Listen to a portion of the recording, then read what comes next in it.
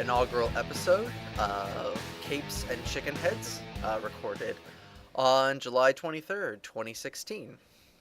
My name is Joel Darth Elmo Ross, and with me is my fellow inmate, Aaron Willaroo Rhodes. Aaron, how you doing today? Oh, yay! How are Good, you? good. The basic idea behind this show is two superhero fans who don't actually like or read comic books talking about superheroes. Uh, Because that is a it thing now. is. It is. We can actually be the thing. And for people who don't think that it's a thing, I'd say it's kind of like people who are James Bond fans but have never actually read the original novels. You can still be a big fan of the franchise and all the movies and everything, even without having partaken in the original source material. Probably even more so because there's so many vast virgins and even more superhero media out there nowadays. Um, the basic premise of the show is that we are going to be, for the first major portion of episodes, possibly the entire run. We'll see how long we can stand doing this. We're going to be talking about the 2001 to 2011 Superman show Smallville because I have a bone to pick with this show. Just one. Uh, Figure of speech, mainly. And I managed to remember that Aaron also had bones to pick with this show, and so I tricked him into joining me. It's true. As we go on, we'll probably be primarily talking about Smallville for the first couple of episodes, and then when we feel like we're going to start just repeating ourselves, we'll probably start branching out and talking about other things like other superhero TV shows, movies, and we may even start doing recaps of the superhero TV shows that are on air when they start back up in the fall. So that's the kind of content you can expect from this podcast. Yeah. Yay!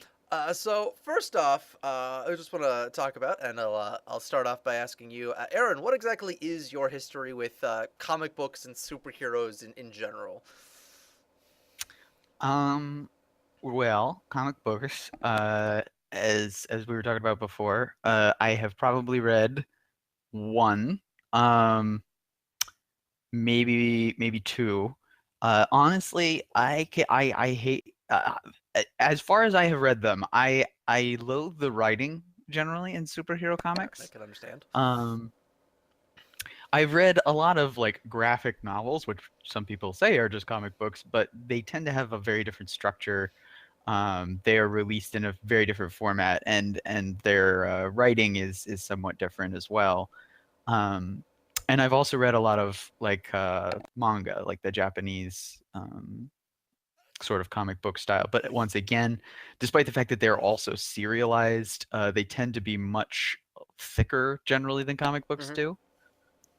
Um, and that allows them to continue the story for a little bit longer, take their time. They're paced very differently, um, and I enjoy those more. The only comic books that I've ever really read that I enjoyed were Star Wars comic books.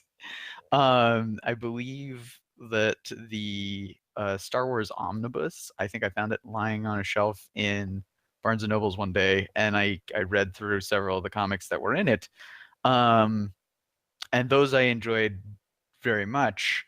Uh, but I'm also a diehard Star Wars fanboy, so. Yeah. Uh, so how excited are you for the return of Thrawn? I found out about it at maybe 3 o'clock in the morning because my sleep schedule has been terrible lately.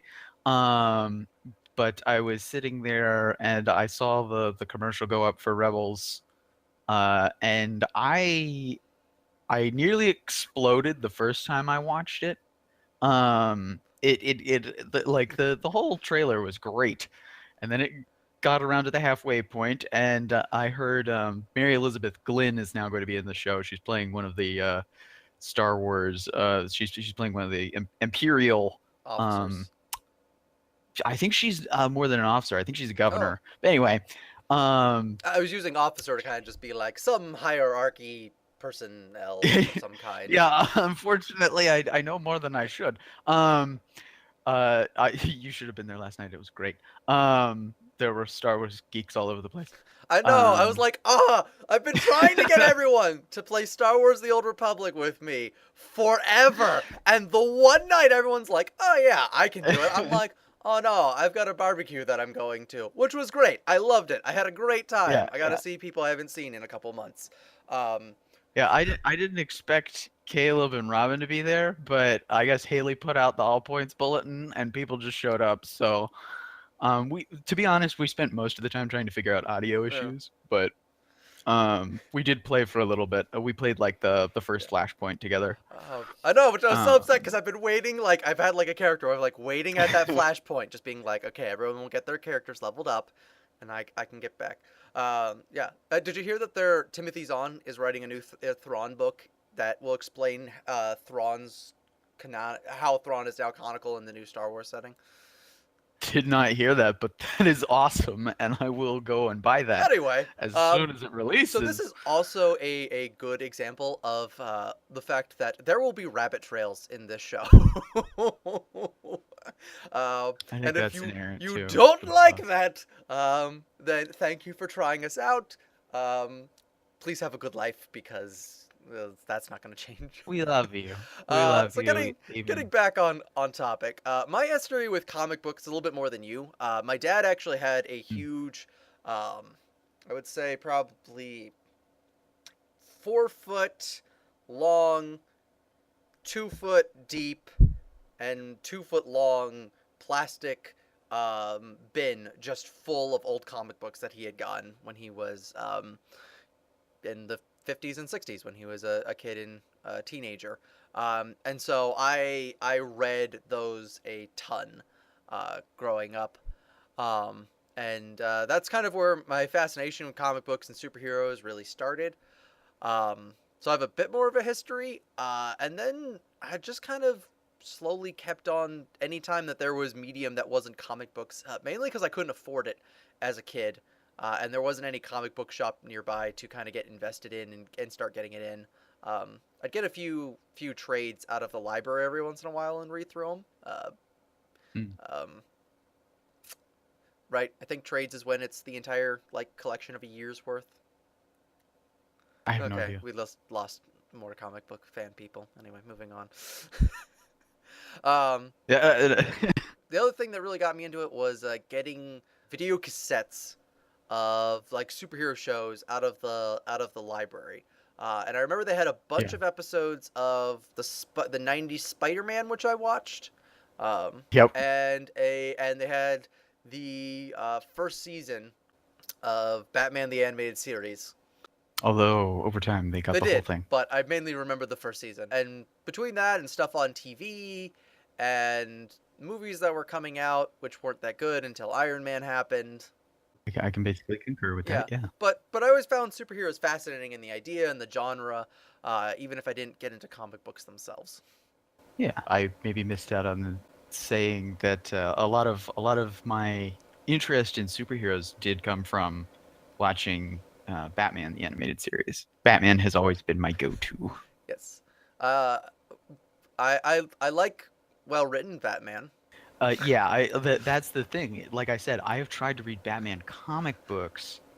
That was almost like a shutdown for me, rather than a pickup. I love the Batman the animated series. I watched.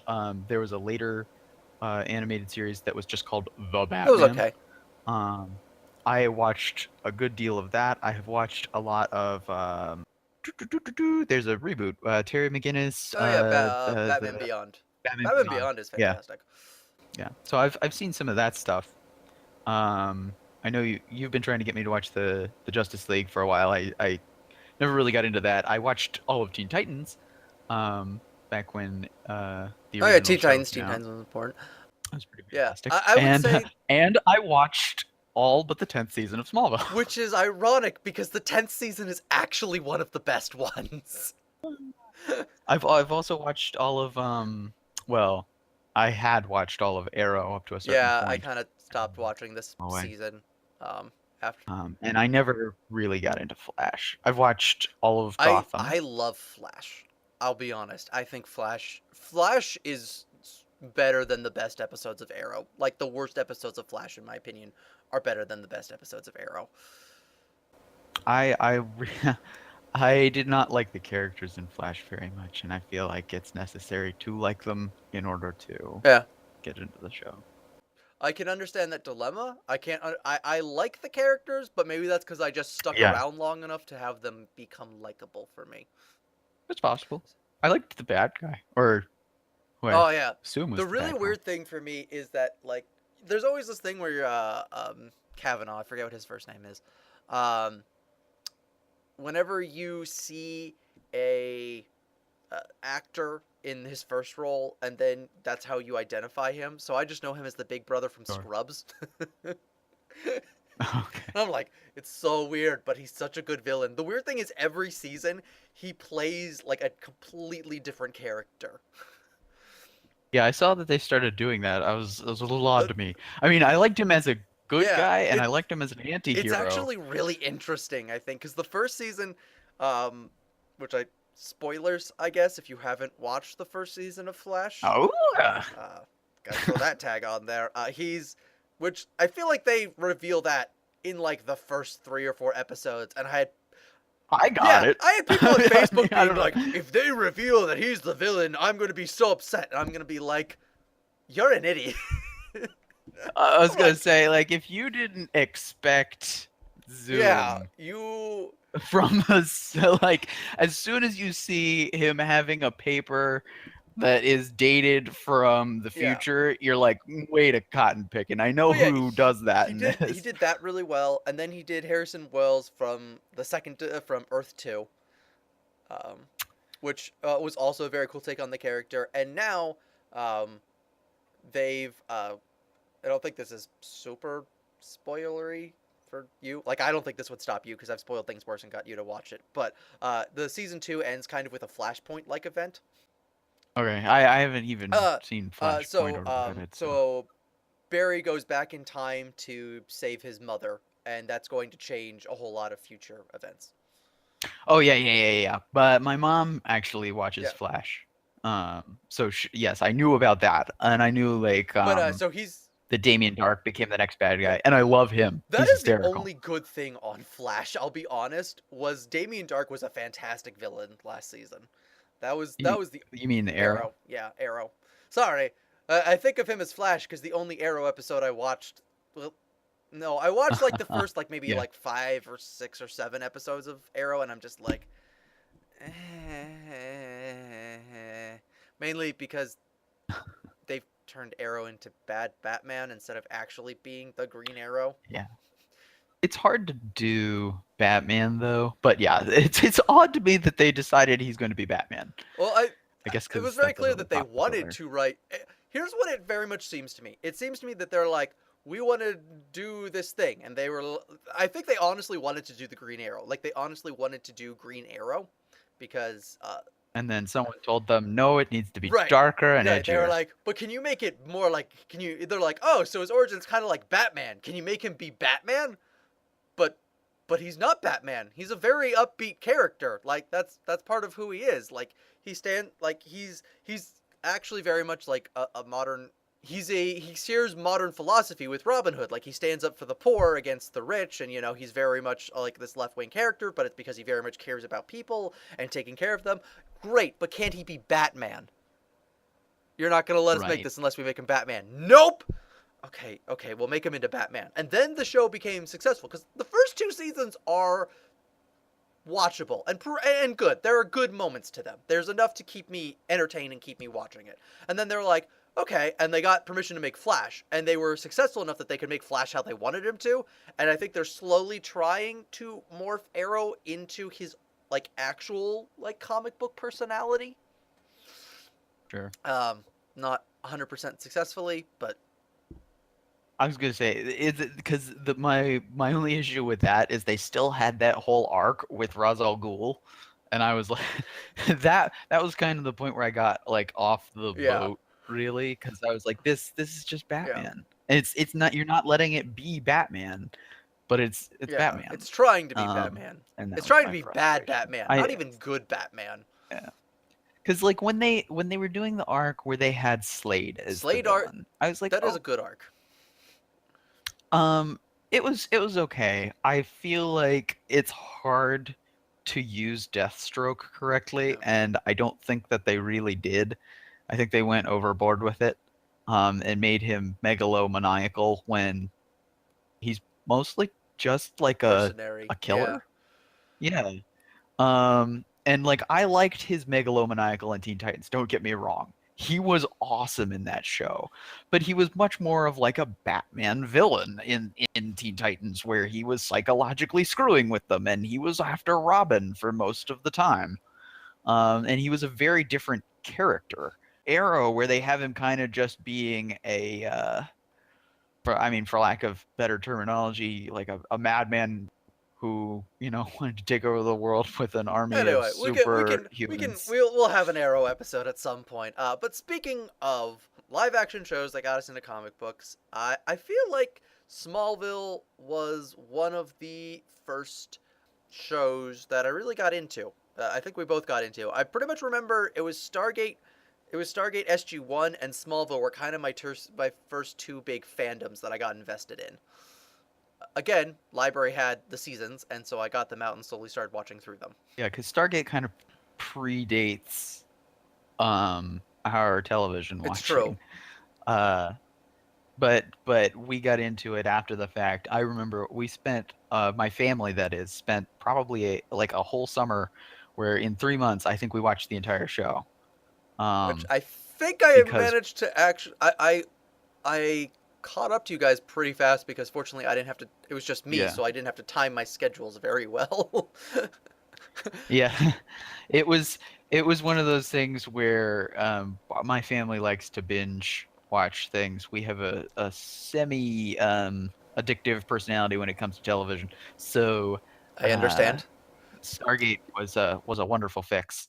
Smallville, we were actually watching as it came out. Um, I know we may have had to get like season one uh, on disc or something I, like that. I, yeah, I feel like the first three or four. I feel like season four was on air, which we didn't. I didn't have cable, so I didn't watch it on air. But I feel like I watched the first three seasons on DVD. Yeah, I can't remember exactly how much we watched on DVD before we caught ourselves up, but I know we were caught up to the Right. show at some point, and we were actually watching it as it Yeah, aired. I got caught up by the point that it switched over to being on the CW. Yeah, I think definitely by then I was caught up with it. I feel like it was somewhere in You know, season where three, where maybe where it season turned to four, complete and that we utter started. garbage. Well, season five I think is where it Yeah, flips. which is the CW Um, season.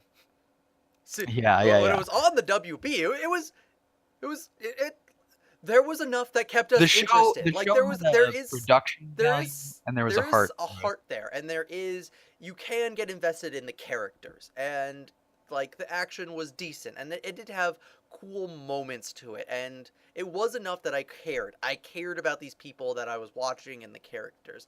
And the thing is I love Superman. Like I am much bigger of a Superman fan than you are, because when Yeah. Superman is written well, he is just one of the best possible superheroes. In any of I mean, obviously Bruce Timm's stuff. So, Superman the animated series, the Justice League, he is an amazing character. Like, even in Young Justice, when he appears in the second season, he is probably that's probably one of my favorite Superman moments ever. Is there's a moment there are aliens who are kidnapping humans, and so they have this base and they Mhm. found about it and they're attacking the base, and somehow uh, a self-destruct sequence gets started. I think it's the aliens are working for another group of aliens, and the first group of aliens starts it. They had like a failsafe to blow it up, and Superman's there, and he finds out about it, and all the other heroes get out, and he's there, and he's trying to convince these aliens who had just been like kidnapping and humans and experimenting on them stuff, and he's trying to convince them to let him save them. and he's putting himself at risk, and he's like, no, you're going to die, let me save you. And it's just like moments like that that make me just love Superman, and also the fact that Superman's struggle is so different than the average hero, because the average hero is, how do I save somebody, where Superman struggles with, how do I save everybody? And I feel like when that's addressed correctly, that is such an interesting idea for a character and an interesting problem for someone to have to face. Spoiler alert: Smallville gets it wrong. I mean, It does. There are glimpses where it gets it right, but it Yeah. fundamentally misunderstands its main character. It's true.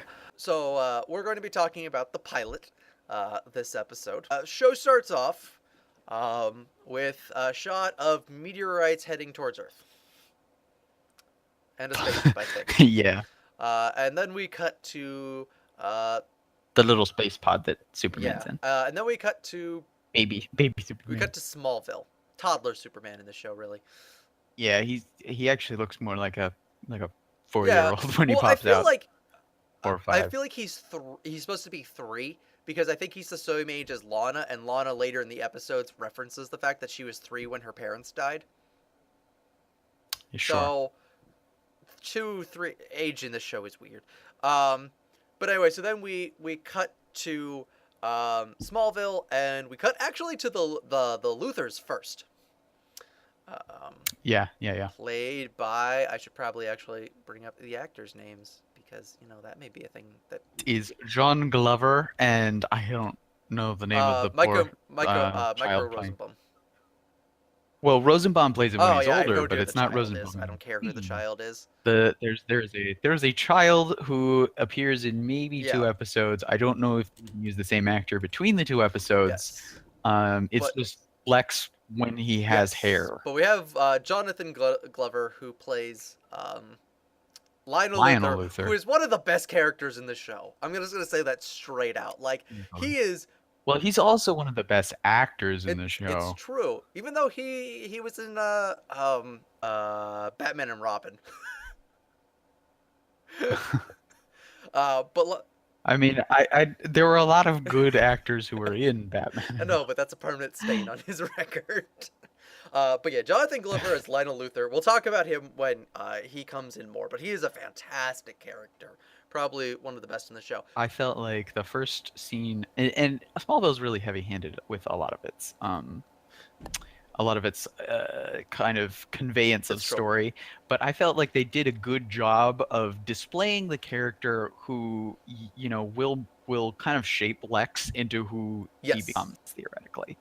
But more than that, I think they do a really good job of just introducing the villain of the show. Because I feel like that's kind of what Lionel is. Like, he is out and out the ever-present villain who is a sensible, believable, corporate America representative who essentially makes the Lex Luthor of this show. And he does a really good job. He's very much the prototype Lex Luthor. He is actually like the main villain in one form or another throughout pretty much the entire show.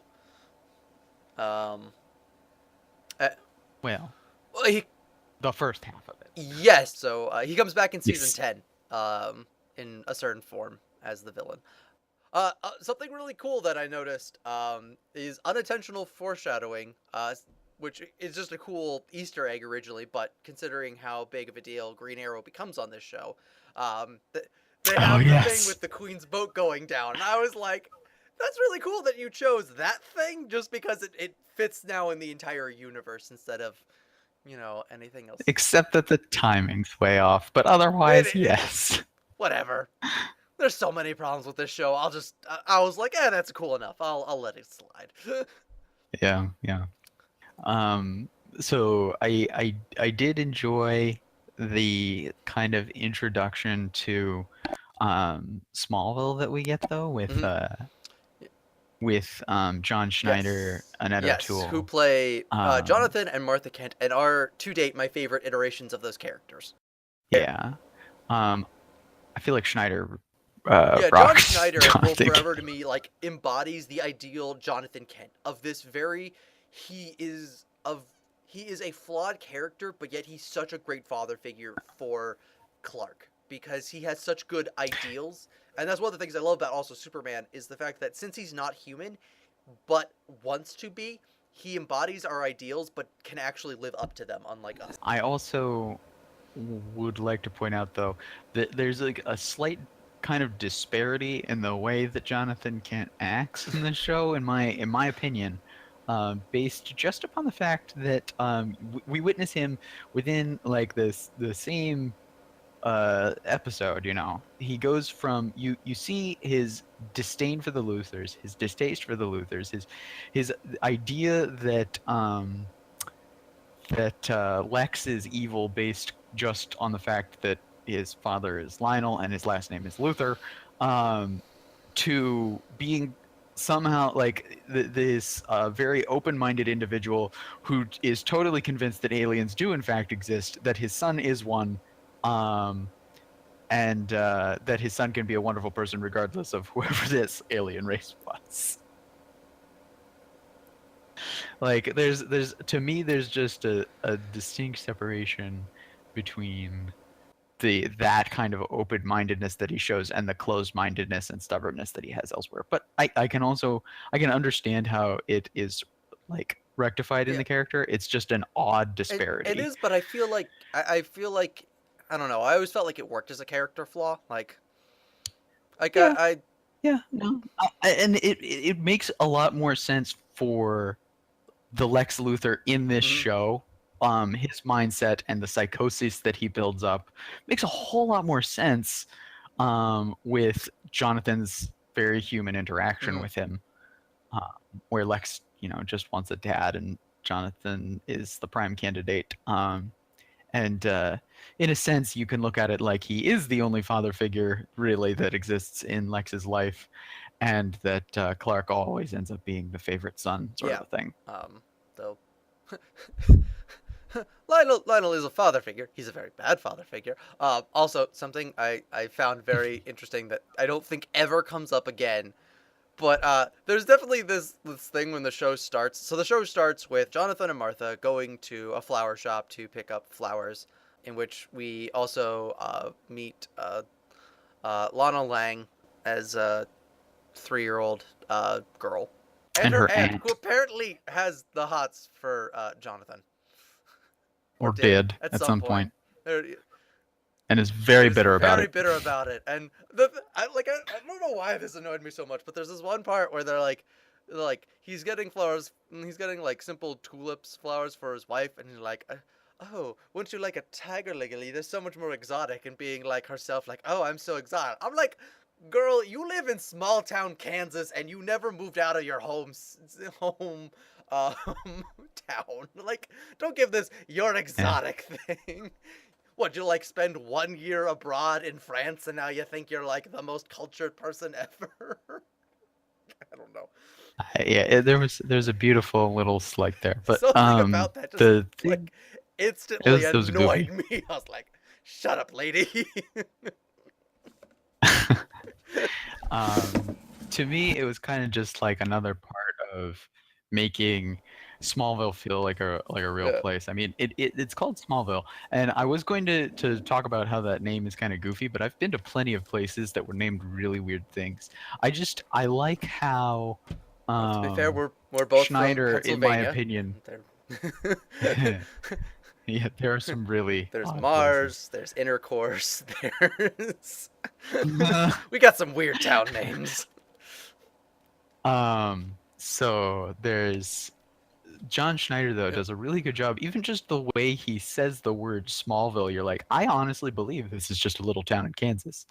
Which Um, and I thought that was one of the things that the WB did really well with the show, was that it felt like a place. It felt like, I mean, there was a yeah. suspension of disbelief, of course, but as I'm watching through right now, I'm watching through the X Files, which is a show that predates Smallville by about 7 years, Mhm. I think, is has they're both of a similar quality. Like, you're like, I believe that this could be taking place somewhere in the world.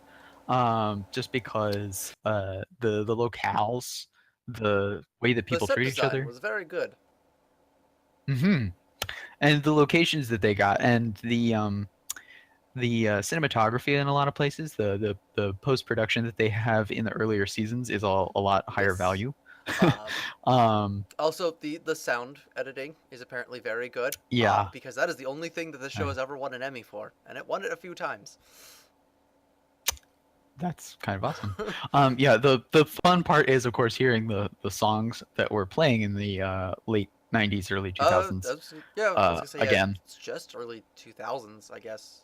I mean there is some yeah, 90s, some yeah, of the some of the music 90s. You're though right, gets bleeds bleeds in. in there. Um, but I definitely, that was the aspect that I was impressed Yeah, by as we're watching it, and meteors yeah. start raining down and It feels like destroying a things. small, uh, 25,000 population city. That's Yeah, town, I guess. 45,000 after the time, after when we get into the normal time. the time skip. I don't. I don't feel like you would really call it a time. Is it really a time skip if it's its actual like normal timeline it takes place in? Okay, fair. Well, I feel like I don't I know, feel because it's presented originally as that date, and then it says and now the present day. So you could look at it as a flashback, yeah. I feel I like it. I guess. feel okay. I'm talking like very technical terms here. I feel like it's technically a flashback more than a time skip, but that's Yeah, because like I feel like a time. yeah. It's not Yeah, framed as a yeah. So time I skip, technically but moving on. I mean, it's not framed as a Yeah, flashback, which is the only right. reason that I would I, I'm say, oh, it's like a time skip, and then you're just, and then here's the actual show, Yeah, I'm sure guys. there's a Um, term for that. I don't know. I guess technically, I guess technically, like in my mind, like I'm used to like when like anime or manga does a time skip, and like it's like in the mm, middle of the show, and it's like now several years later, and all these things have happened to these characters, which is much more. sure. Um, okay. They go there, and we instantly get the setup that they really want to have kids but are unable to. Um, Very well. I have to say something I got watching this show is it's actually really good at setting up its characters and their motivations. The dialogue can be a Mhm. little ham-fisted at times, but it was still very good at like Oh yeah, instantly being I know who this character is and I know what they want out of life, and it does make sense that their actions then all fall into this category. sure. Um, they start driving away. We see Lex and his father making a deal with his father because Lex is I don't know 8 at this point. I think 5, 7. Age is weird in Smallville. We'll get into that. Um, and he walks off into the woods and he finds this guy who's tied up and has an S painted on his shirt. Not his skin. he's His skin. he's he's basically hung as a Yeah, yeah. scarecrow in a field. Um, and It's painted on his chest. He's got nothing but his boxers yeah, on. which I will admit, if I was like I don't know 5, 6 years old and I was in a cornfield and I just heard Traumatizing. somebody being like help me, that would be scary. um, But he doesn't have any time to it react doesn't to it, which is because fantastic. meteorites strike and decimate the town. Um, a very good bit of it, at least, strike all around, um, and they fall. And we see Lana waving to her parents, who are kaboomed right in front of her by a meteorite across the street. Yeah, that's not traumatizing. No, though her parents have apparently like zero survival instinct. Because they're just like Yeah. standing there, like They looking stand at and the stare at the meteorite coming meteor. towards them. Like, there's no like, Yeah. we're going to run. The blocking was terrible for It's that. just like, Yes. there's a meteor coming. Well, prepare to be an orphan daughter. Kaboom! Like, like it's not like, oh, there's a meteor coming. We should run. We should try and take safety. No, I'm just gonna stand here and stare at it. Yeah. So blown up in front of her, which is traumatizing. Um, which I feel like doesn't actually come up nearly as much as it should. I feel like in a better show it would. So the thing that strikes me is you've got you've got immediate so the immediate setup for everything is Yep. pretty good, right? So you've got Lana loses Yep. her parents so that we understand how horrible her life is. Lex loses all Right. his hair so that we Which understand how horrible his utterly life is. disgusts his father. Yeah, well that actually was Yeah. really good. No, I'm not complaining. That Because tells you so much about the character. I love the way that they write Glover. I love the way that he played that whole character. It's beautiful. And then you get the Snyder and O'Toole who get their truck flipped by a meteor while they're driving. They wake up, they find a kid, and instantaneously they're just like fine somehow, despite the fact that their truck was flipped. Right? Like no serious injuries or anything, and then they just walk out and then they just gently accept alien existence as they find his spaceship. It's true. Very, I mean, they do witness some weird stuff with the child. I also don't like. I don't know if immediately they're like aliens. I feel like they're like I feel like they probably that's a guess, but they're like he came from somewhere or something. So, and he looks. I was going to say Schneider's character. I mean, Kent later in the show, Jonathan Kent makes it pretty clear what he thinks. I'm saying after they've had time to think about it, but I mean the child looks completely human, so it's like you know what I'm saying. Like it's understandable that at first you would be like. It was a little bit of an odd thing, I felt. But so we time skip into modern day, or well. The freshman year of high school. So we skipped to 2001 times. Hooray! It was a great time. And since since we know that lots of angsty music, Homecoming is happening. We know that it's supposed to be taking place in the spring of that year. One would theorize. If it's being held. Well, it would also explain other things. So Clark is probably 16 at this point, would be my guess. It's supposed to be.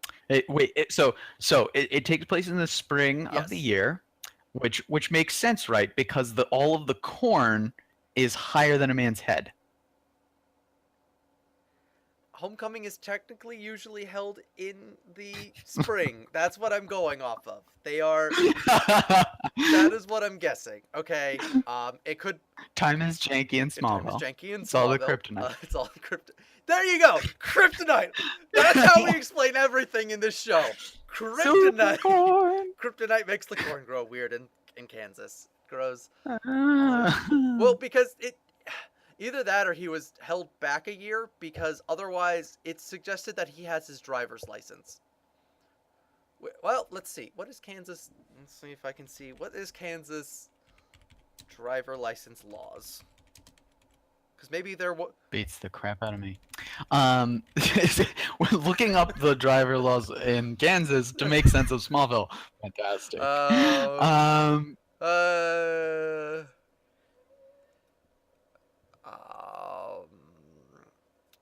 Okay, it's 16. Meanwhile, he misses the right. bus. It is supposed to be. It's 16 now. I don't know what 2001 was because they've aged them up a few times in a few different states. So. Yeah. So it was probably 13 years old. You could drive if you think about it. Well, also a lot of those farming communities, it's not nearly as important. Like they're like, you gotta drive because you have work. Then you drive the tractor all the time, and this is ridiculous. These driving laws, they don't really care as much. So 14, 15, or 16, because he's in freshman year of college, so of high school. So I'm going with 16 because he's driving. That's my assumption, and he's being played by a 24-year-old actor at this point. Tom Welling, who has a baby face. He does, but I at no point would go, you're a 16-year-old. I could believe that he was a senior. Like if you're like this character. Well, they also try to convince us that he's a geek. Yeah. The dude, I mean, like Tom Welling is way too good looking and this guy's not popular, okay? Form. He's not. He's totally unpopular. He'd be not popular. with the nerds. But to be fair, all three of the people who are presented to us as nerds Well, our main don't. character nerds. There are other nerds that are shown that are Yeah, disgusting, yeah. but the main That nerds. are you're like, oh yeah, that guy, I know that guy. But Uh, but the main characters, you're like, they're unbelievably, all yeah. the kind of people. So yeah, I don't care if they were the people who sat in the D&D group with the real nerds. They are all the people who could walk the it's line. true. Oh, going back, Uh, I'm just looking over. I took notes for this actually. There's one really stupid. The when they do find Clark though, inside of the thing, mhm. they have the dumbest line there, Oh yeah. where he goes. He's like, or Jonathan's like to Martha, and he goes like, "Well, we can't keep her. What are we gonna tell people? We found him." And then she goes, "No, we didn't find him. He found us." And I'm like, that doesn't answer the question. It doesn't answer the question. It's supposed to be her glassy eyed, and it makes sense for her does. character. It's legit.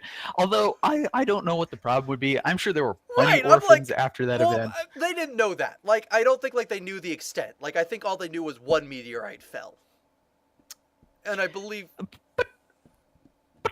The point would be in that situation, you could be like, you know, as a kid wandering around, legitimately wandering around without any parents.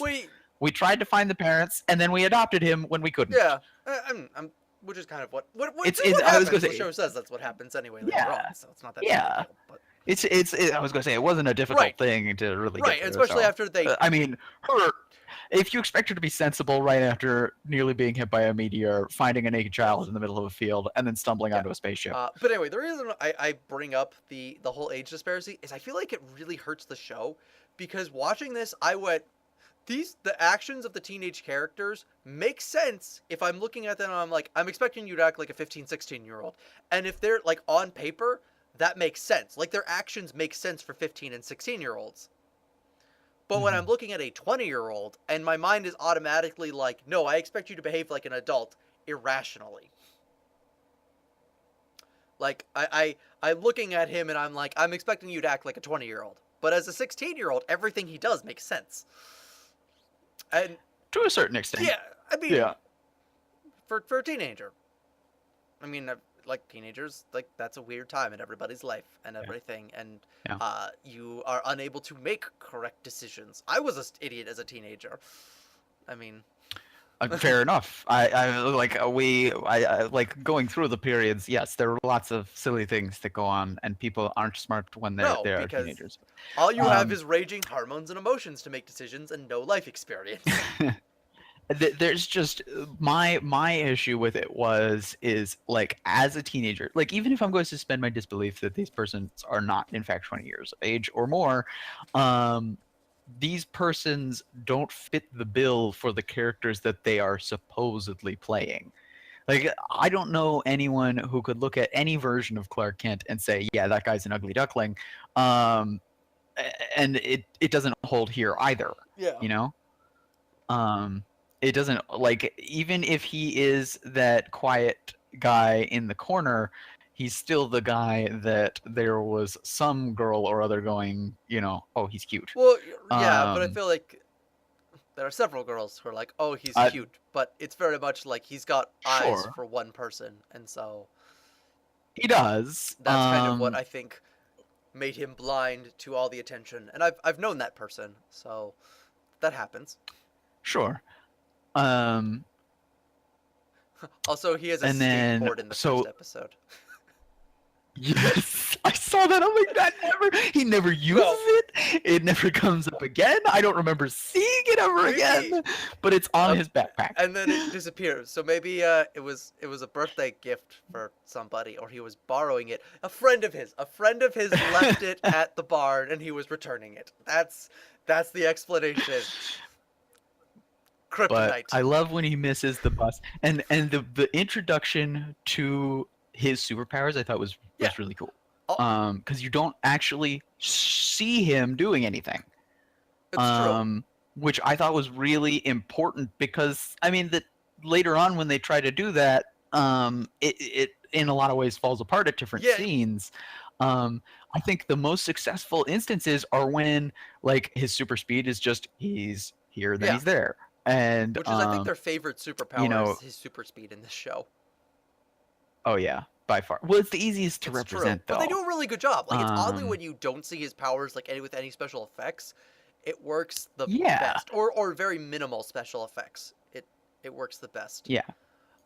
And we also get I introduced concur. to two of the other main characters, which is Who I think they're both written for the show, Pete right? Ross isn't. Pete Ross is um, in the Pete comics, Ross is the character. uh, Okay. which Pete Ross, is a who character. oh yeah, he's Yeah, like yeah, he's supposed to be his childhood best friend. he's an old Yes. friend.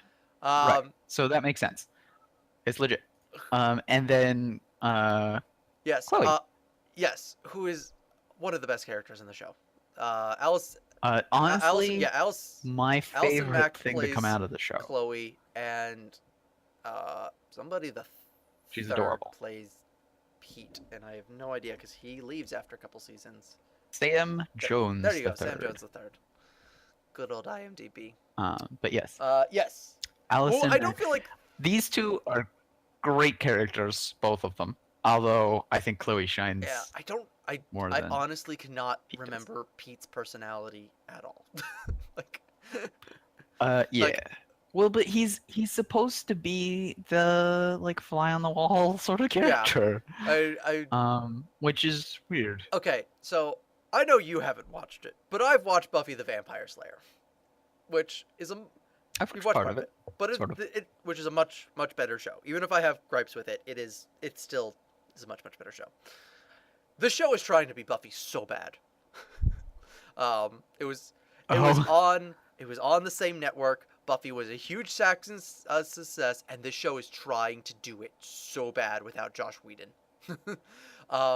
Because you have Superman, who's supposed to be the Buffy character, who is the extremely attractive, wants to get involved in these school events, but is constantly can't because of their life other superhero duties happening around them, and is extremely good looking, but we're supposed to believe that is not approached because people think that they're weird for one reason or another. I like the way that they play this though, and I don't know how Buffy kind of doesn't engenders the idea of her Yeah. duty necessarily, but I love the way that Jonathan Kent is like you have he gives him sort of that Spider-Man, with great power comes great responsibility sort of thing. But it's believable, it's legit, it's like I totally get this. And it's a reasoning that I accept. And he eventually does get into sports. Well, that's a big thing in the first episode is he wants to go out for sports, but Jonathan won't let him because he's afraid that in the heat of the moment he may show off his powers. Heat of the moment. Or hurt somebody. Heaven forbid. Because they don't know the full extent of his powers. I was going to make a comparison to Man of Steel, and then I was like, that's a rabbit hole. That'll be. That's a rabbit hole for you, because I just don't care. Anyway, that'll be a whole. It's been mentioned before that you're more Superman oriented than I am. Anyway, so we get introduced. So Smallville is trying to be Buffy. Pete is definitely they're trying to make into the Xander character, where it's just the normal best friend who's there and he wisecracks and stuff, and he's just like your average person.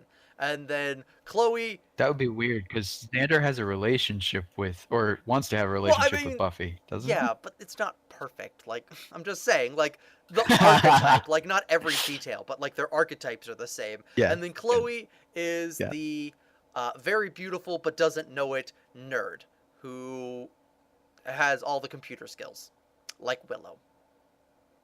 And eventually develop. Except she does want to have a relationship. That's true. Clark. That makes more sense though. That they flip those around to the properly attracted gendered characters. Whatever. Moving on.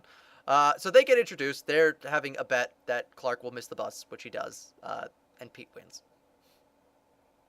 Which I don't know if that's the best introduction to the character, because I'm like, that's kind of a douchey thing for friends to do. Yeah, but they're kind of introduced as a little bit of like a jocular kind Yeah. of group. Like it seems suggested to me that Pete and Chloe are closer than Clark is to any of them. Like Yeah. Clark is kind of established as more of like the lone Yeah. wolf, who is pining over Yes. Lana, in his own little world.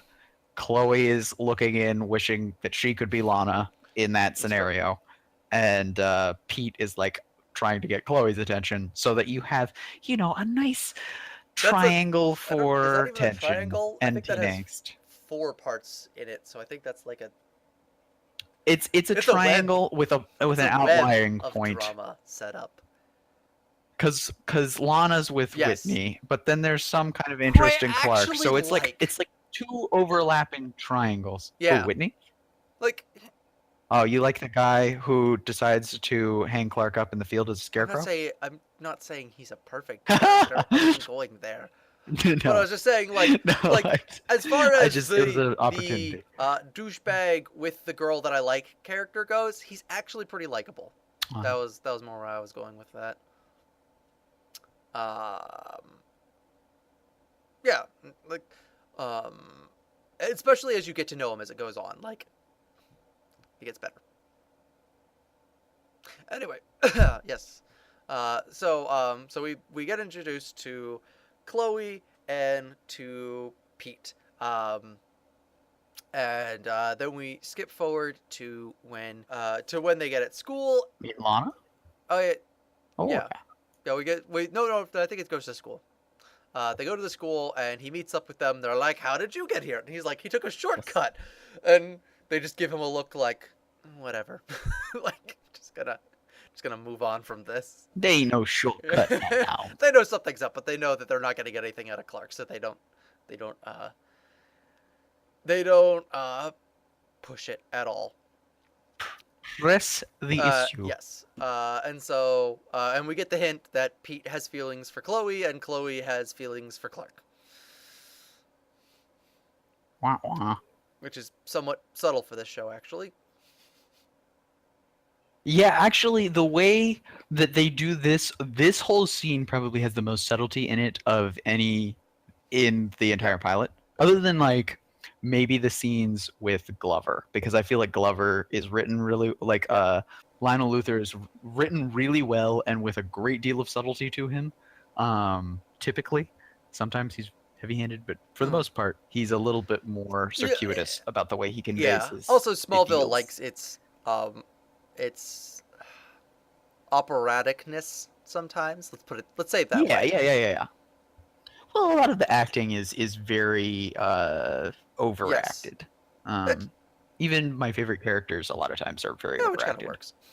Although Chloe and Lionel are probably and Lex are some of the ones who at points get played with the most depth to them, and I really enjoy all of them. Anyway, then we get introduced to Lana, who is played by Kristen Krug, who I don't think she's a good actress. I think she can do. She's got a pretty face, and she can do things well. She plays a bad guy well, and she plays a mom character well. Those are the only things I've ever seen her do well. Are those 2 things? She's okay in the first episode. But I felt like she made a really she was kind of like this semi-flighty character who was kind of off in her own little world.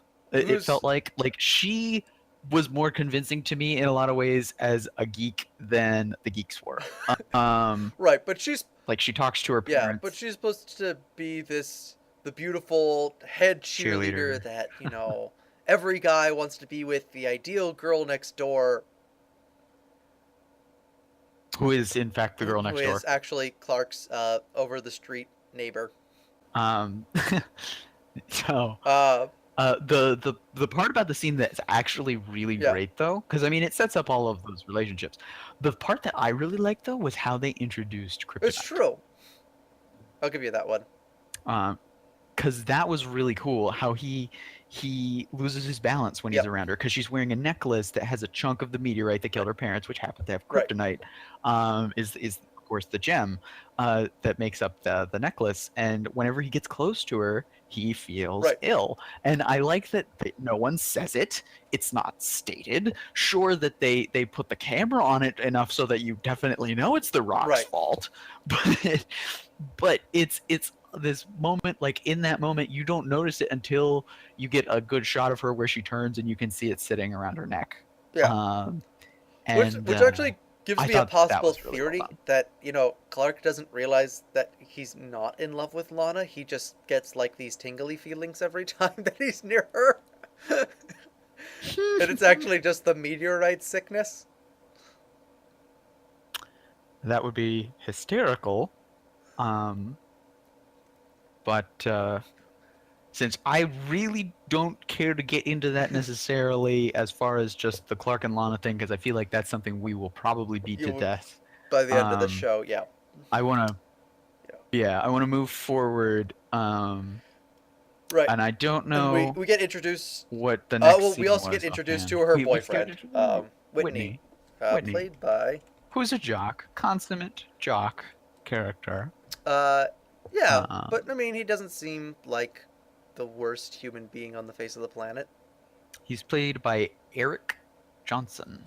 Looks a lot older He now. does. Who was also Flash Gordon on that short-lived sci-fi show, which is the other main thing I think he's known for.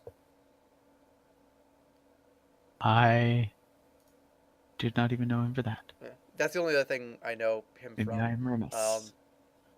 I did not see the short-lived uh, show, though, I so I saw 1 or 2 episodes, and it wasn't the worst thing ever. okay. I can understand when people didn't like it, but it was okay. It was very early 2000s sci-fi show, and all that Hmm. entails. Um, yeah, so he meets up with him, and then where does it go from there? What happens next? Does it skip to tryouts? I feel like it skips to the tryouts. I have no idea. I like the next point that I had in my bulletin was the newspaper, but that's just because that was the focal point that I really liked. So I believe the next scene is, yeah, he's watching uh, Lana at cheerleader practice because of course she's a cheerleader, um, and of Pete's course, trying out for the team. Oh right, it sets up the fact that which they're trying out for the team because they don't want to be the Scarecrow this year, which is apparently a yearly right. tradition. To they take one of the football team takes one of the freshmen, strings him up like a scarecrow, um, as we described earlier in the episode, strips him down to his boxers and paints an S on him. Um, As for Smallville, of I think it's course. for Scarecrow. I don't If know. you say so. I'm just guessing here. So they set it up that's why they're trying out because they figure they won't choose one of their own. And Chloe has the proper response of, "That is messed up." Yeah, yeah. No, that's it. I think the literal line is, "Well, that's years of therapy waiting to happen," which is why Yes. Chloe is best character. Yeah. So I don't remember what happens next after that. Do they go to the newspaper? Well, you see Pete Yeah. trying out and such. Um, I didn't know. I think Clark, all dejectified, walking Oh home, yeah.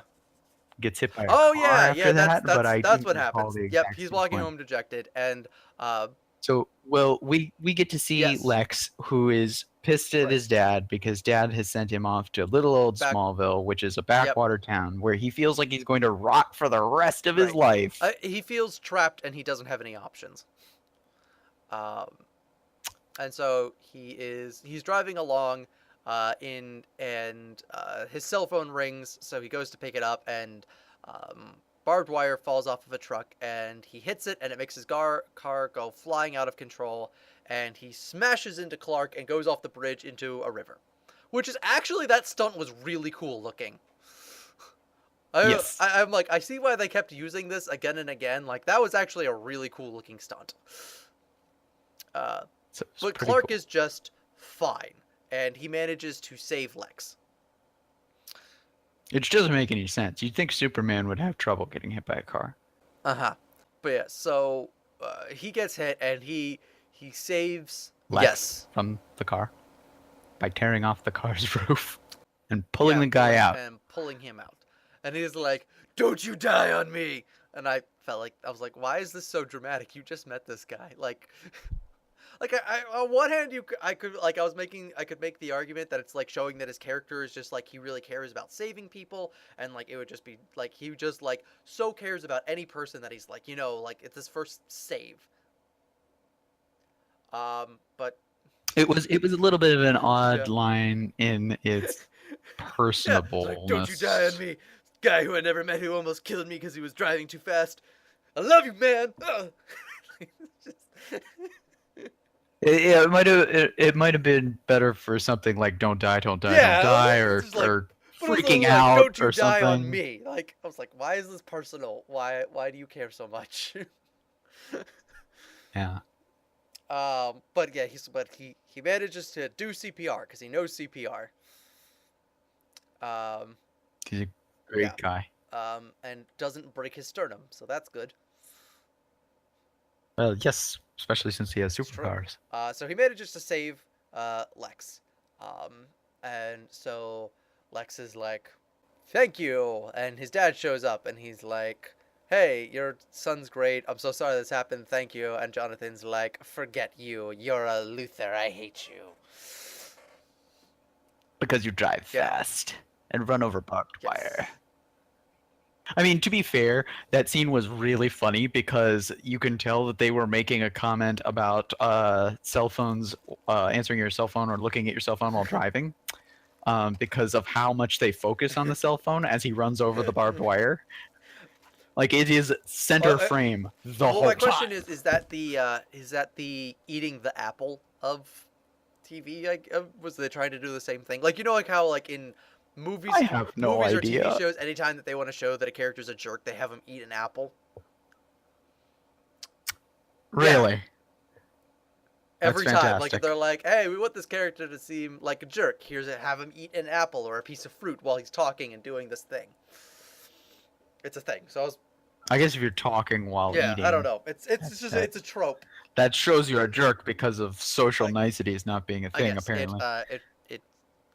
But so that happens, and they go back to the farm, and There's a truck. yeah, it, it, I know it's probably not that it soon. I don't I don't I don't. I remember. don't. I I don't don't. remember. Yeah, After this point, we get all yeah. jumbled up. We're just gonna go as far as we remember things by level of importance. But yeah, so he gets a truck because Lex wants to send him a gift for saving his life, and And then we find out why Jonathan hates Luthers. So what's going on is we've had it set up in a single scene that there's housing that's going in yes, Smallville. There was a billboard that says that there's housing going in and it's going to make Smallville a better place. We know that Lionel, based on what Jonathan says, is buying up lots of land. And what he's doing is essentially making deals with the farmers to buy their land. But then he goes back on the deal after he's got the land and he evicts the farmers. And this does not sit well at all with yeah, I think Jonathan, who believes that a man's word is his right. character. And so he won't let Clark take the car because it's dirty money. Yeah, basically. Like I think like in his mind, which if you kind of like, it'd be like taking like a gift from like a mob person is kind of I feel like a good analog. Yeah. And he's like, you don't do Yeah. that. Like, and I also like the one part where he goes like, I saved his life, and Jonathan goes, so that thinks that you deserve a reward for that. Like you deserve to be rewarded for just doing the right thing. And I was like, that was a cool moment. I liked that line. Yes. Yes.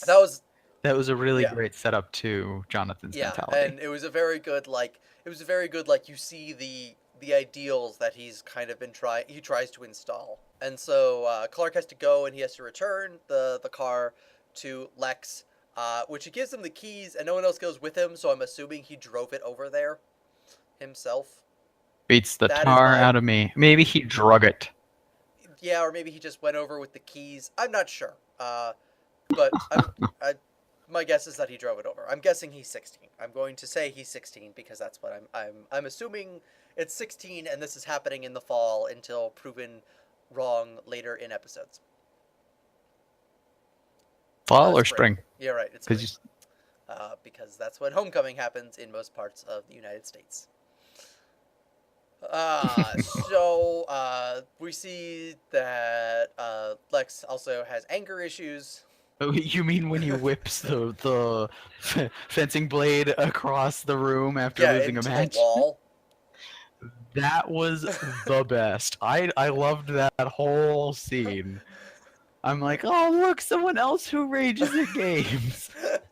So he whips the blade. It goes boom into the wall right next to Clark because he just turns and he throws it because no one else is supposed to be in the house because Clark broke in. Right. And he's like, and you know, it's very quickly established that Lex has no care for the house whatsoever. He is a total rich boy. Even after his near-death experience, the material world means little to him because he's got way too much money. And it sets up more of like the idea of his dad because his dad shipped over this mansion all the way from Scotland, stone by stone, just to show off that he could now. Quote, because he can. He returns it, and the basic thing of is Clark's like, it's nothing against you, it's just my dad won't let me take it. And he's like, well, I hope that doesn't interrupt our friendship. Or whatever. If you... Yeah, I don't want anything to come in between our friendship. Which I thought was okay. So this was one of the best things that I think the show did, and I don't know if they knew that they were doing it or not. I assume that they did because it was well done.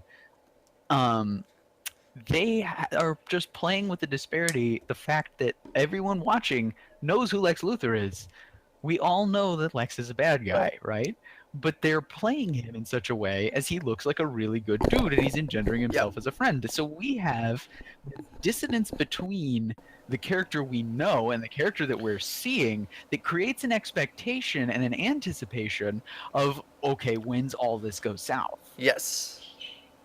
They also have it set up really great where he talks about his near-death experience and you see the beginnings of ambition created in the character. So if I didn't know the rest of Smallville, didn't know the Lex Luthor that I liked that the show did, I would be really interested, if this was just my first time watching this, to see, because I think that they've just set up a really great arc that defines the journey from this Lex Luthor from Playboy, good for nothing, to the man who would be president. And the man who would, slay gods, so to speak, as he combats I used to Superman. actually be like, oh, this is ridiculous. Clark Kent knew Lex Luthor and Clark Kent knew each other in Superman and all this stuff. But actually, that actually happened. That was actually their original backstory. Was that cool. It was actually it was Superboy. It wasn't Clark Kent, but he was from Smallville and he was a scientist. And long story short, he does something stupid that he's a scientist. His lab goes. Superboy saves him, but he doesn't do it exactly right, and so he loses all of his hair, and he blames Superboy for that. He was originally like a huge Superboy fanboy before this. Okay. And he's like, it's all your fault that I lost my hair because you did it this way, and I hate you now forever because of it. Along with well, that's a great reason to be a villain. He's also extremely ambitious too, so there's the stirrings of that. So the comic together head into more of when he was a evil scientist version of Lex Luthor than the businessman that screws you. That's kind of become the version of Lex we know and somewhat love. Love to hate. Fine, enjoyable as a villain. So, at some point in here, I don't know if it's quite here, we're introduced to the villain of the episode, which is where most of my personal gripes come in. But the villain of the episode, who also establishes for us kind of the villain of the week path, like the path that the show is going to take, where they introduce a villain that exists for a single episode, is dealt with, and kind of supposedly fuels character growth. Um, this villain is a complete Taking the X-Files yes, very much so. formula. Or Supernatural, which is another show that is contemporaneous. I don't know. I don't know. Yeah, Contemporary to this yeah. show. I have to admit, like, um, Supernatural, when it is individual monsters, I find it enjoyable. I hate its overarching story plots, though. Mhm, mhm. Well, it honestly, what I would do to anyone who cares is suggest watching about the first 3 seasons of that show, which are enjoyable, and then stopping because after that, it goes a completely different direction. I believe it was also bought by CW. the CW, which No, I think it was always. I thought it was always on the CW. I could be wrong. Anyway, I while don't. you talk I about don't the know. villain, Or I'll go care look enough. that up. So this villain is introduced to us. We're introduced to the idea that through introduction to kryptonite, which is of course an alien substance from the planet Krypton, humans can be mutated. And there's a suggestion that this guy got super lightning powers. The explanation is really low. We just know that we get to watch him shock a guy to death. For this one, a lot of the other ones are explained better. The reasoning is always kind of goofy though. It's like Yeah. which age of comic books did the goofy stuff? Is that the golden age or the silver age? That's Silver Age. Okay. Silver Age is the high science can do everything and we're super optimistic. That's what kind of makes the Okay. Silver Age. Well, the Silver this is it's the villains of this show are really more like silver age kind of villains or X-Files villains really. Yeah, I would say more They're X-Files villains monsters because they're not. They're like Yeah. except with less explanation than even the X-Files tries to give. It's meteorites when they land. They're full of radiation, It's- and depending on It's what's around, it can do. It's magic. yeah. It can do whatever the writers need it's it to do. it's Which l- I understand. it's Like that you fine need- line between it's science or it's magic. Yeah, I understand the need for that though. Like it was a fairly. I would give it a somewhat clever rating of like a way to constantly come up with forces that he has to overcome and stuff. I just have problems with it, which I will finish as I talk about the demise of the villain, so to speak. And so we know this guy from earlier in the episode. He's the dude who was the first scarecrow that we saw from the childhood, Lex's childhood, where he sees the guy and then the meteorite comes down and boom, and the world is shaken up. So he hasn't this guy with lightning powers hasn't aged a day from the time when Lex saw him there. And he's mad at all of those, jocks who put him up in the field, and he's hunting them down and killing them for it. He only kills one that I know of, or hurts him badly anyway. He electrocutes a man. That is never resolved. We never find out what really happens there, other than that a man is electrocuted, presumed dead. Yeah. And so I don't think I'm missing anything when I say he's going to attack the homecoming. No, there is. It suggested that I got the feeling that it was suggesting that he took out all three other ones because I think that's how they. Well, Whitney was one of the other kids in the picture. Oh no, he couldn't have been. Yeah, because it was so long. It was because they take out the other three, and that's how they find the connection. And that's when Chloe introduces Clark to, as she calls it, the Wall of Weird. It's been suggested, as she says earlier in the episode, like, you guys everyone else may be pretending like nothing weird happens in this show, but I am, because they pretty much gave her Lois Lane motivation for the first. Yeah, essentially, Chloe takes the part of Lois Lane. The writers knew that Lois couldn't exist at this point, so I think they wrote her in as kind of a substitute. The problem is, they wrote her as straight Lois Lane. Like, to begin that's with. who she is, which becomes a problem later when they try to introduce Lois Lane. But what we do have is what I think was probably the coolest introduction that I could imagine to the idea that weird things are going on in Smallville, which is the Wall of Weird, where she comes in and she shows Clark, what's his face, Pete, says, oh, you've got to show him after they start talking about oddball stuff happening. And that's when she takes him in, and it's the wall of weird. But the music right there, right? So we Yeah. know that that something very serious is being shown to us, and it's very dark and it's very scary. And I think this was the only time that I really recall in the entire show being like, oh, this matters. Like later on, the wall of weird is just kind of an excuse that they use to be like monster of the week. But right there, I was like, oh wow, this is legit the X-Files. We've just walked into Mulder's office. Like Yeah. that's what's Okay. happening here. Yeah, so the show is very much Buffy the Vampire Slayer meets the X-Files. It's kind of what it is. And that was really the feeling I got, and I was like, oh, so Chloe's Mulder. And I was fine with that. I love both of those characters, and it's funny Yeah. because, of course, the first time I watched the show, I had no idea because I'd never seen the X-Files, Right. and I knew nothing of Buffy. So this was just a fun rewatching. Yeah, it's more that like we actually watched the show first, and then we realized the shows that they were ripping off that did these concepts better. Yeah. So that was really cool to me when we got that moment of gravitas where we're like, oh wow. And then of course we get the teen angst moment where Clark is like, this is all You my should have told well, me. you should have told me, which is so goofy, because he has that like twice in the episode. Like, why didn't you tell me? Yeah. Like, Yeah, like well, that one is goofy. The other one I can kind of understand his meltdown, and we'll move to that next. Sort but of. this one, and then Chloe is just like, "What? I gotta tell you everything about my life?" Yeah. So She's people like, keep I saying love it. She's just dog. like, "No." Like, you're being ridiculous. Yeah, the other one is there's a part where Clark shows his dad that he's found out that he's like almost invincible because he pushes his arm down a wood chipper and it's perfectly fine. That's fantastic.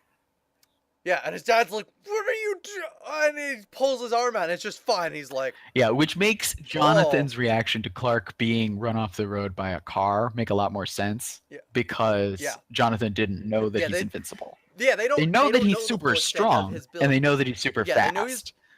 Right. They know he's super strong and super fast, but they have no idea like how invincible he is. Yeah. And then he sticks his arm in a wood chipper, which honestly, the whole time I was just thinking, Clark, come on. You know you just ruined the blade on that thing. There is a fantastic grinding sound that happens. Yeah.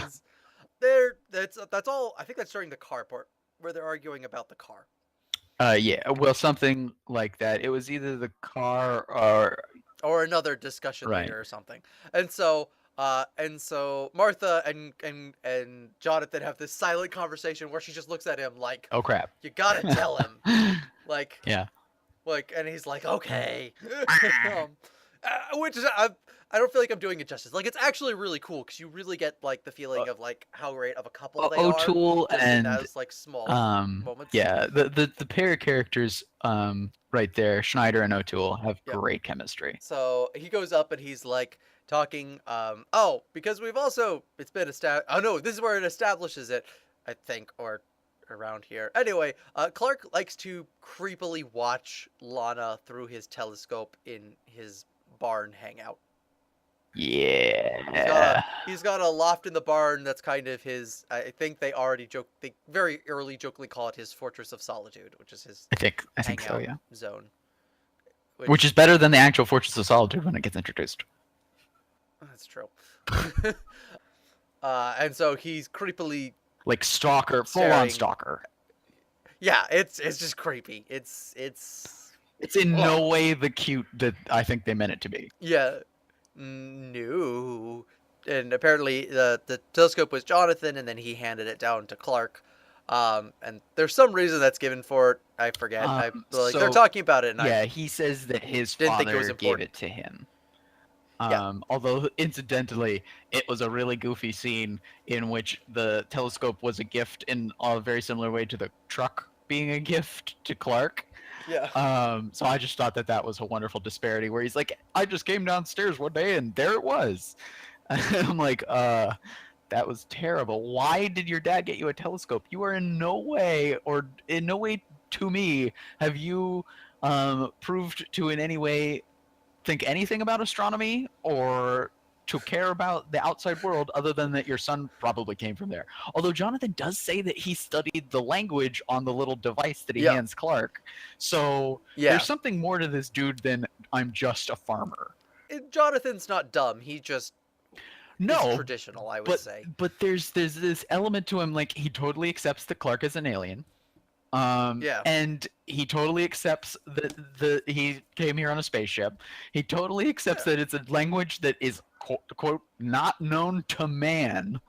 I don't know how he knows that. That's a lot of languages to go through, but yeah, that's a lot of languages pre-internet. Like, dude, like that's like a lot of studying to do. Yeah, I don't know that I necessarily trust him fully, but he's like, "What's this?" And he's like, "Oh, it's this thing." And he goes, "It's from your real parents," which nobody who ever adopted a kid, whatever, they call it your birth parents. Yeah. Just no one. You're not like your real parents. Like, no, you're his real parents. You mean his birth parents. Like, whatever. Small gripe. I'll just. Feel it's legitimized. He's like, "What are you saying? I'm from another planet?" And he's like, "What is my spaceship hit up in the attic?" In the attic. It's actually in the storm cellar. Which I love that. That moment was pretty funny. I was like, yeah, that was funny. So they go down. He shows him his spaceship and tells him that, we found you when you were a small boy and you came from another world. And that's the moment where he's like, "You should have told me." And I'm like, this is him telling you. But I can also understand as a 16-year-old, like having your entire world shattered by that and like having an emotional reaction and not responding well to that news. Yeah. I'm like, I can give enough slack. And then he runs away and is in a graveyard to contemplate his new crisis of existence. Because convenience. Lana gave her necklace to Whitney as a good luck charm.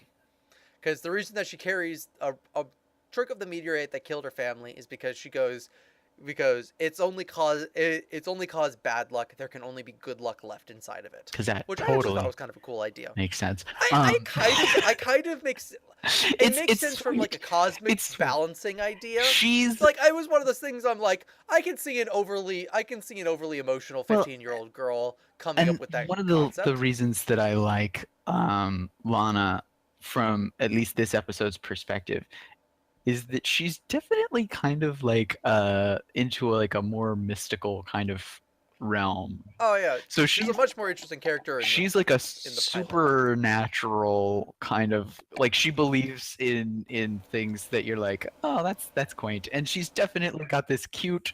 She's definitely kind of a geeky, nerdy kind of person who you're sitting there going like, she's way more believable in her part because she is walking that line, in life that the others which are. is actually kind of interesting when you consider like how we find out about her later connection to the occult. Yeah. in hindsight, some of the accidental setups that we can claim. We're in the cemetery. Clark's in the cemetery, and we see Lana riding up on a horse because it's the cemetery where her parents are. It's a very small cemetery, also. Yes. Which, I mean, they happen. I live not even 100 yards away from a small cemetery like that. Yeah. So it's just in the middle of nowhere. So I can't be like it doesn't exist.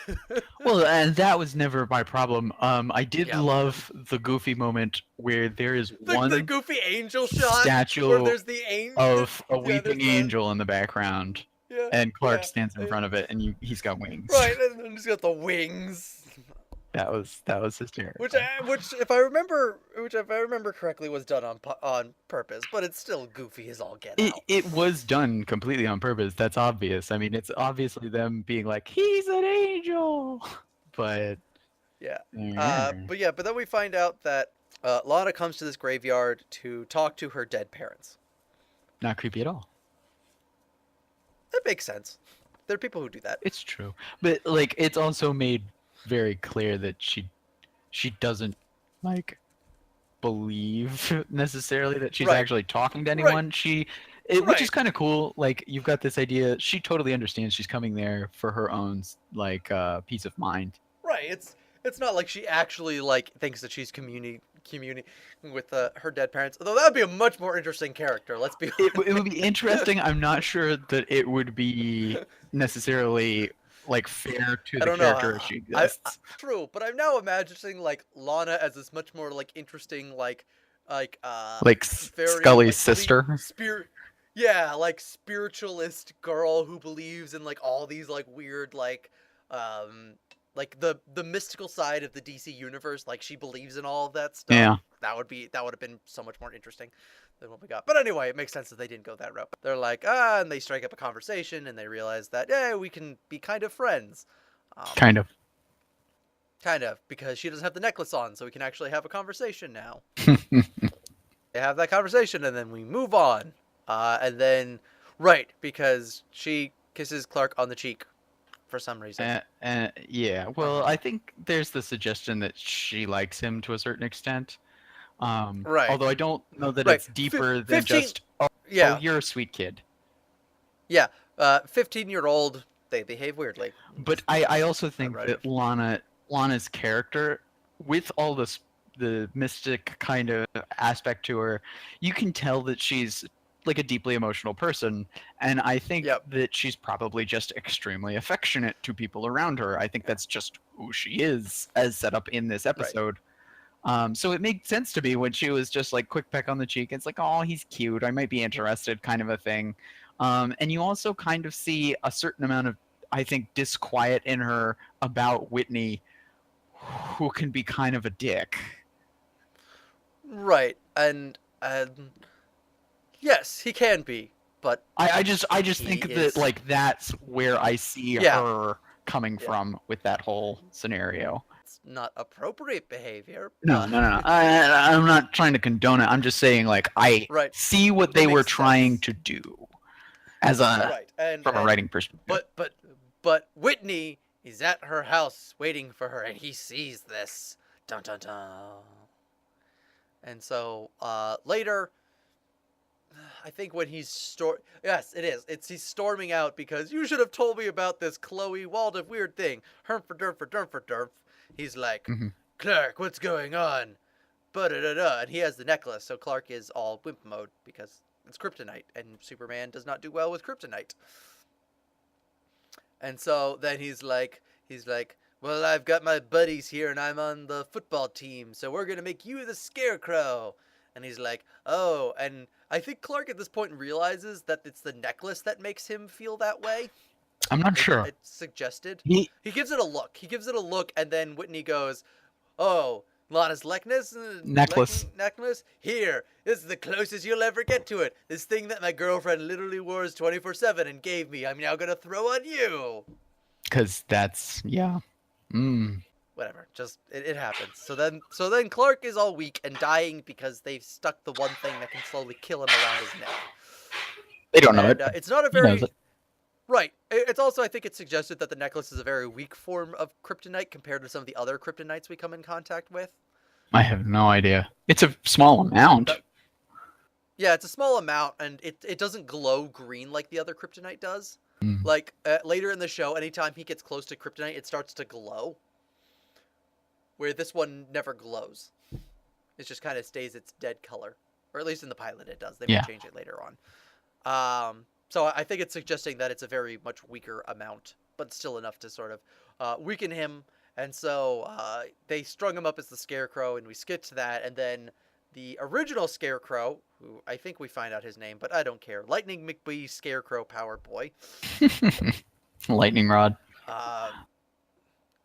That's a great name for a supervillain anyway, but doesn't get to do that. So anyway, so he's like, he sees him, and Clark's like, could you let me down and help me? And he's like, no. You're safer there anyway.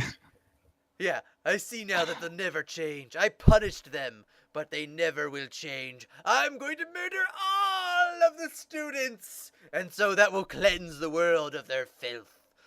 Okay, that's a little bit more maniacal than he says it, but that's the basic idea. There's a cool bit then where the villain storms off and Clark's, in conniptions. Agony.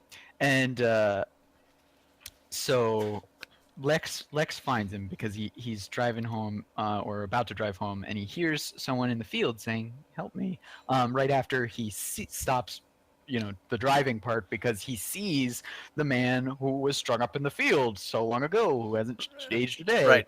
and he freaks out and he's like, And he "Oh has a my trauma gosh!" flashback. And then he hears the "help me," so he runs into the field, finds Clark, and lets him down because he's a good person. Like Lex Luthor, that is a good person. And he's just like, "Clark, who did this to you?" And Clark's like, "It doesn't matter. I've gotta go." Just grabs his clothes and runs. Right, and the necklace falls off Yes, and Lex of Lex him, has it.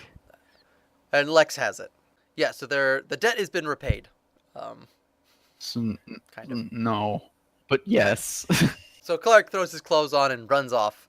And we see that there's the guy, and he's got the chain, and he's planning on starting the sprinkler system at the homecoming dance and killing everybody By electrifying the because water, which will then have yes, particulate matter, which will then electrify everybody in the school. exactly. Is his theory. Right. And Clark's like, oh right. See, the other thing is that when Clark finds out that he came in the meteor shower, he now blames himself for everything that happens because of the meteor shower. Because, He of course, thinks he's the he's cause. responsible. Right. Instead of just another, I don't. Doesn't make sense. Whatever. He's a teenager. It Whatever. doesn't. Yeah. Teenager being crazy. We all believe lies for dumb reasons about ourselves. We even make them up sometimes. It's true. So Clark's like, "What happened to you is my fault." And we're like, Yeah. "You're right," because now he feels it's a big part because he feels guilty because he thinks Lana's parents dying is his fault. Yeah. That's Also. the big thing. That's what he really blames himself for. Right, but he's also like, "It's my fault that you're this way." And he's like, "How did you escape?" He's like, "Don't you understand? I'm going to make the world a better place by doing this thing." Bwaha. Killing all these Ha ha ha. innocent children. Right, but they're not innocent in his mind. Sure. So. That totally justifies it. Right. I don't So even know why Clark's here. Let's just end the episode there. Minor fight ensues, in which he tries to electrocute Clark, and Clark's like, It's actually a pretty cool "Meh." little fight scene. Yeah, It's no, very the fight short. right, but I mean, there's nothing we can say besides, it's a decent fight scene. Yeah. But then my real problem comes in, right? So Right. the fight scene So ends the in guy, a cool way. Yeah, I'll let you go. You can So go. the guy starts a car with his electrical abilities, which is janky but cool. And then he rams Clark through a wall and breaks over some kind of like a water main or something. I don't know, but it floods the car a little bit, and it covers water all around. And then he tries to use his electric power and electrocutes the heck out of himself and Clark. Clark's fine. But when Clark bounces back, he finds that the guy is, no longer possessed of his powers and has his memory wiped. He doesn't know where he is. He doesn't know how he got there. And apparently he's been returned back to the state from the cornfield. As far as I know, I have no clue. That was the impression I got as well. Yeah, it doesn't. There's no real resolution there.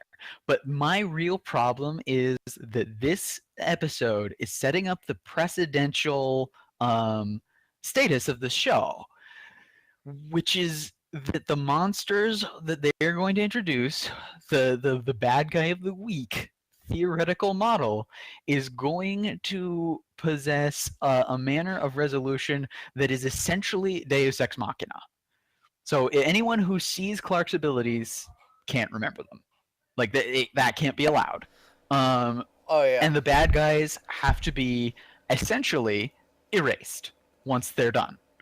And that frightens me from the standpoint of a writer, because in the episode where you were like essentially giving your show's manifesto, you have declared that Deus Ex Machina is a okay way to deal with the basic happenings in Smallville, and that is going to become a really large thing that puts the giant spin cycle on the show for a long time. So that is my real big gripe with this episode.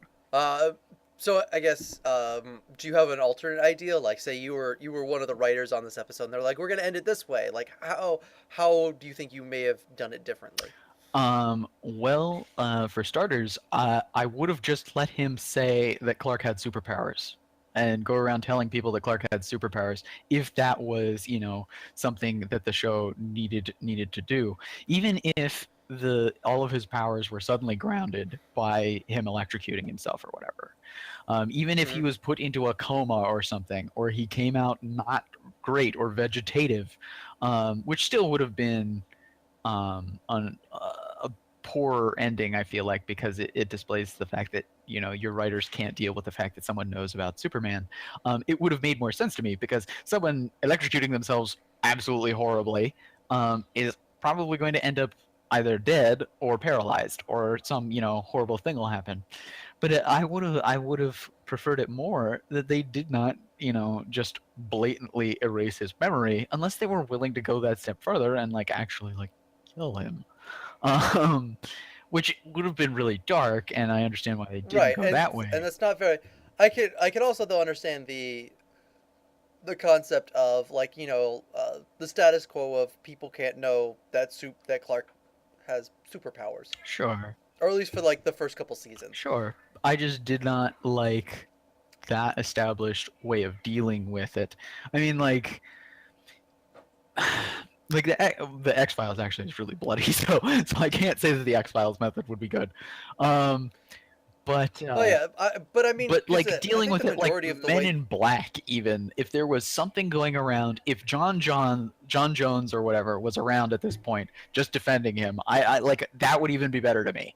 Like if there was someone actively Oh, going around and so there's erasing people's memories, oh, that'd be interesting. like I would Because I think prefer the that. idea is that the meteor freaks happen, he stops them, and some of them don't get their memories erased and do survive, and it's just like we send them to a sane asylum and nobody believes anything that they say. Even that would be okay, but we didn't see that as like the precedent. Yeah, If there's right. if Belle Reeve was But I introduced stage yeah, one, that would be different. I can. This is the smallest thing that's concentrated on the episode, but I kind of understand it because there's so much that a pilot needs to set up for like the entire show. Yeah. And so I think it's just trying. I think what it's trying to say is that there will be a weekly villain that he has to overcome. It's just the And way that it's established to me. yeah, It puts a really dark spin on it, and I know what the show's problem becomes eventually. So I have it's an true. insight into why this is a problem. Yeah. Um, I don't know. At the end of the, I guess I also with just foresight, I can see dislike that. Deus Ex Machina as a device, um, as a literary device. I don't. Eh.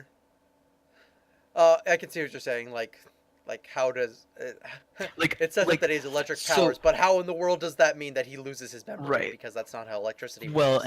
and the thing that I'm talking about, Deus Ex Machina, for those who don't know, means it's a very old term. Comes from the days when the Greeks were making plays actually, and there was a style that came about in their writing that was they would make these ridiculously overcomplicated plots that the audience would sit through the whole way through to the end, to the point where there was almost no way that they could figure out how to resolve it. So instead of resolving it in any sensible manner, which was nigh impossible, they would just have one of the gods come down and fix everything via their divine power.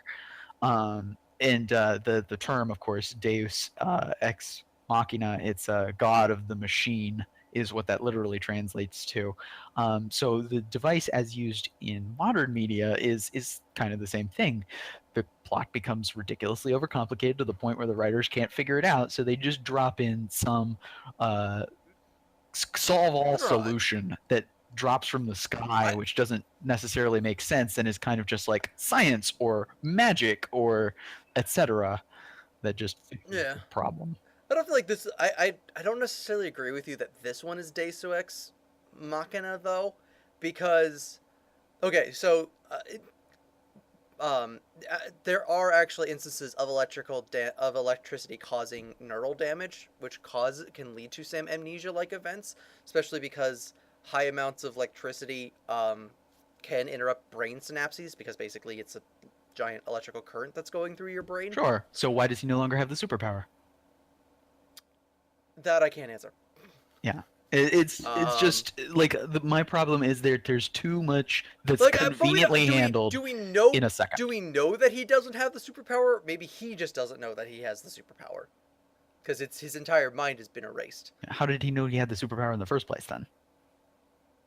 Like if it's just something that he was able to use, then it doesn't make sense to me that he suddenly spontaneously lost access to it. Like it still should have come up in his life at some point if it just came up in his life at some point anyway. Um, Uh, uh, neural.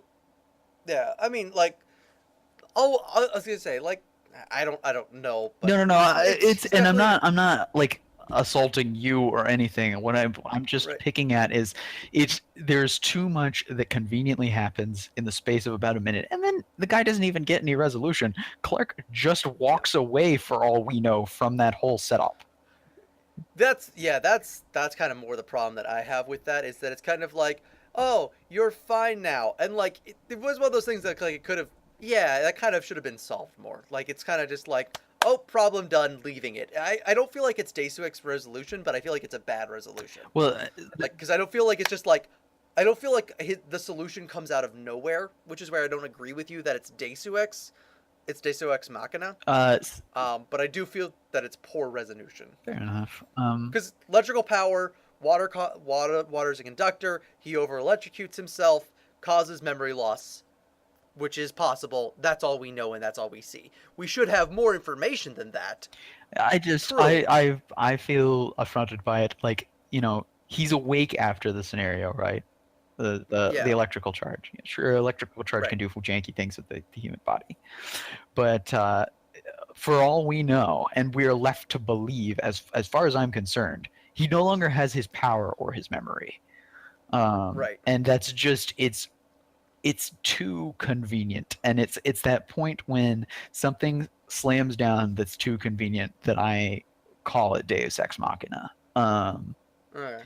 The point where I hop off the train, where my disbelief suspension can no longer handle it, is when something is like when something is convenient for the plot on a scale of ridiculousness that is not in some way founded in what I see as the show's like lore setup. And I know it's setting up its lore here. I just don't like the idea that it's setting up its lore with we can get rid of things and they just don't matter anymore, which is what I Yeah. felt like they did. Yeah. I agree with you on the same point. I don't, for me personally, this does not have enough of a lack of setup for me to classify this as a Deus Ex Sure. Machina. Um, I have harder critique and thing for that. I feel like it's somewhat set up, but I do understand. But I would say that getting to know what happened more about this guy, like it's not even like he doesn't even feel like it's human. And I understand that the point is more like Clark and how his relate how not killing him does. But yeah, it's one of those things that was kind of like we need something to happen in this episode for it to be a pilot and to be interesting and to show off who it was fighting. Um, we need this guy, but he's not really important. But I can understand, which is frustrating. But yeah, so then I don't have anything more to say on that. Do you have anything more? No, Do you that's feel where we I. beat this horse to death? That is where Okay. the horse died for me. Okay. So Clark goes to look at the dance and then doesn't join them because he's the lone wolf. Arr. Oh. um, so he instead he heads off and he goes to his barn place, and A vision. he sees a vision. Oh, in we've previously had it once, I believe, maybe twice if I'm not remembering that. Like Clark, they kind of show like He what's going on daydreams. inside of his head He daydreams. with daydreams, which is something that the show drops, which I'm actually kind of sad about. Yeah. I would actually find it very interesting if we had Clark daydreams happen more often. I feel like it would have made him more interesting and revealed more about the character. But anyway, he has a daydream that Lana comes because she said that if he showed up, she'd save him a dance, Mhm. and then so he has this daydream with this dance with everything by somebody I forget what the artist's name is playing in the background. Don't know, don't care. The essence of that I would highlight is just that topped off with his tendency to watch her through his little telescope just enhances the idea that he is a psychotic stalker. Oh, Lifehouse. It's by Lifehouse. It's actually You're All I Want by Lifehouse. I think. Whatever. Moving Boo! on. Moving on. Oh, you were correct. The Supernatural was on the WB to start off with, and then moved to CW. I thought so. Okay. Because essentially, like that one studio, like shut down, and the other bought all that stuff. That is the pilot episode of Smallville. I feel like it does a decent job with everything that it has to set up. I mean, it has to set up a lot of stuff. The pacing was good for the episode. Yeah, That's one thing it's I can wacky. say. It feels breakneck as far as the pace goes, but it doesn't feel wrong. It Right. feels No. like it Like goes you don't really ever. fast, and there's lots of transitions, and you're never in one Right. place for a very long time. But it feels like it is well paced. Yeah. It's you don't get lost at all. Like you never get confused at what's happening, but it paces itself very well. Well, I mean, I get lost all Um. the time, but that's not the show's fault. Yeah. Uh, I feel like introducing the characters are very well. Like, there's definitely like I'd watch this and I go, okay, I think these characters are interesting enough. I'd like to see where it goes. But I always give shows like 5 episodes to get me into it because I Mhm. understand that the pilots in the first episodes they're still trying to figure things out and No, I understand how why I all these watched the things show work. all that time ago. Like, Yeah, like it's there was totally, definitely I'm hooked. set up like yeah, like okay, and then cool superpowers and The these thing characters the are thing for me interesting. is I'm like, oh, these characters are cool. Why did there have to be that moment of action that ripped me out of this episode? Yeah, I can kind of see like that they want to show like, hey, there will be action because the Yeah. pilot is supposed to Well, show it's you Superman, what the right? show is going to be about. Yeah, but I can understand where like it be like they'd be afraid of like losing people if they didn't at least have some action. Like they're not like, hey guys, there will be more action sequences coming up. There will be bad guys to be fought. There Um, be monsters here. yeah. But yeah. I don't know. Do we want to? We didn't actually talk about this. Do we want to give episodes like any sort of like rating system at the end, or just like a quantifiable grade of some sort, or just go I on with this mean, episode is great, stupid. grade A stupidity. Um, yeah, I know that people like to have labels stuck onto Yeah. things. It's weird. I would probably separate it between what I think is good writing and what I think is enjoyable. Because subjectively, I like I liked it. It Yeah. was a decent show. I don't know if in the here and now I would necessarily hitch onto it. I probably would. Yeah. So for that rate, We'd I would probably at say a least. 7. I'd probably give it. It'd be decent enough. I would give it a. I would give it a shake. I would. I'd give it a. I'd give it a try. Give it a good old college try there. You hop Um, up on that horse at least for a minute or two, until it bucks you off Fair at enough. around season 5. And then, Uh, and then but yeah, for I would. All right, so to objectivity mess sake. everything up, you're gonna go on a 1 through 10 scale. I'm going to do a alphabetical scale Okay. of like how like the schools do it. So I would give this an A, probably an A minus. Okay. There were a few issues, maybe even an A, not an A plus. It's definitely not an A plus, but it was Sure. an A. It set up what it needed to. There were a few problems, so I'm A minus. I'll Okay. give it an A minus. We'll mess everybody up by And having two completely different systems. my objectivity for like purely from my standpoint, like as a writer, and also I guess I'll add in what little I know of film criticism and stuff. I would put it closer to like 5.5. It's above average, but only by a little bit. So maybe closer to 6. Then we'll go with a 6 because it's decent, but it ain't no it ain't no Firefly. But nothing is. Nothing shall ever replace this. But yeah, it's by no means is it bad, and it is certainly No. above the average. So I would say 6 for objective value immediately. And I know personally that it, at least for me, objectively, it definitely gets better. I love the character of Chloe. I love the character of Lionel Luthor. I love Yeah. what they do with Lex.